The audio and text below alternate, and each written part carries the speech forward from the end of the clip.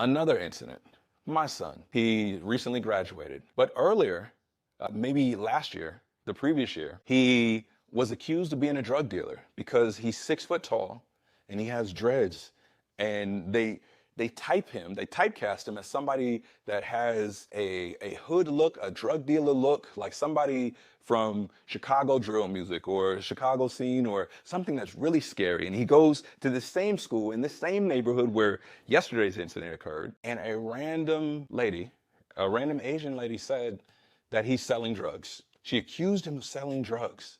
And there's cameras, there's surveillance, and my son, he was taken out of class, and the vice principal interviewed/interrogated him and then told me about it. And they had no proof, they had no evidence, when actually my kid was in a library. They accused him of selling drugs in a library, and he was in a library reading comic and manga magazines or manga graphic novels or whatever the case with his Asian friends. But the lady, I guess because he's one of the few black people around a group of Asians, and she was an older lady, she just didn't know why else would he be in the library. Me and my wife, we confronted that situation, and we held the woman accountable, and we also held the vice principal accountable, like, hey, do a better investigation before you start interrogating my kid. But even then, these are paper cut moments that have occurred. There was a time frame when me and my wife, we were in low income housing. We lived in low-income housing, government assistance, all these things.